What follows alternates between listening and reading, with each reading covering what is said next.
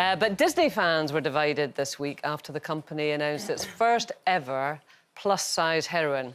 So this is Bianca, the ballet dancer. She's going to star in a short film that follows her journey with body dysmorphia. Lots to unpack in there, Frankie. Are you comfortable with this? Do you think this is good to have plus-size cartoon characters? I think it's amazing to have plus-size cartoon characters. I think for too many years now, we've been fed this certain image, one way or another, that you have to be a certain size, and if you don't fit into that, then you don't fit into the mould. I agree with that 100%. What I don't like about it is that they're drawing attention to it, because then I feel like it completely destroys the whole point, because you're not saying it's normal. By doing that, plus-size, whatever, cartoon character, it's amazing. People will feel seen. It makes people feel like, you know, they're not different.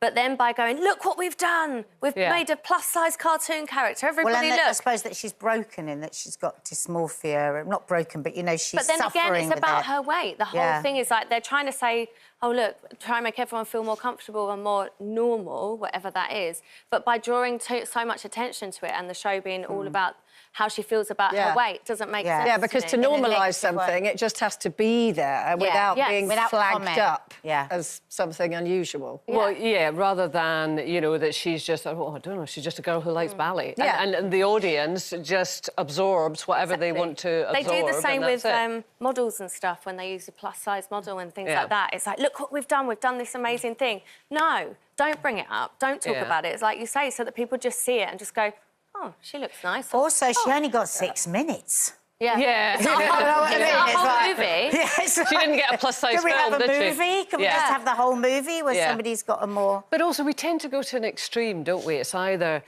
very, very thin, and we talk about that. I mean, you think of Barbie. We know that Barbie is totally unrealistic. I don't think, you know, there is a human version of Barbie.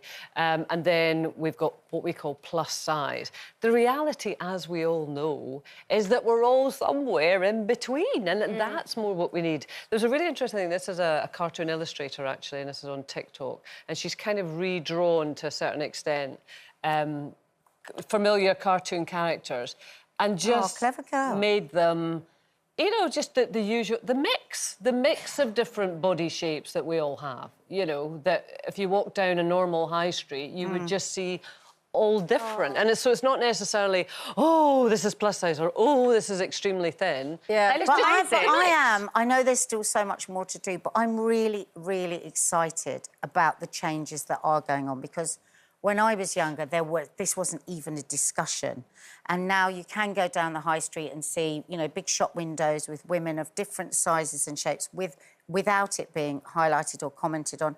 There's lots of websites now, you know, big stores and big names that will give you the model right from size 8 up to size 22, which is great, because we've all done it, haven't we? We've all been on those websites, we've seen somebody's size, yeah, that will look good. Well, yeah, I'll just get a slightly bigger size, but I'm going to look as good as that, and you're not. Because everything is made to look great on a tall, skinny person. Well, when we were talking about this earlier in the morning meeting, I suddenly thought, because obviously we were told to think about it, and I thought, I don't remember as a kid ever watching Disney films and thinking, I want to look like... To me, they were cartoons. So it made no difference to me what they actually looked like physically. It was a cartoon. So for me, it's more important... I think subconsciously we're all affected. I really do. I don't feel that at all. I really don't. I think how you're affected with things comes from in your own family.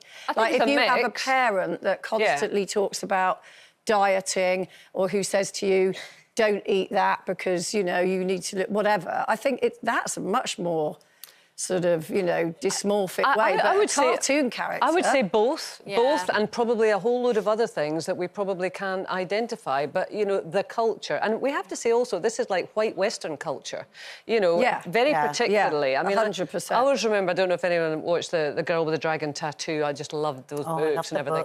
And I remember watching the Hollywood version, and it was classic Hollywood. The heroine was, you know, the perfect, gorgeous, and everyone was perfect and gorgeous. And then I watched the original. In fact, I watched the original Scandi one first, and everyone looked normal.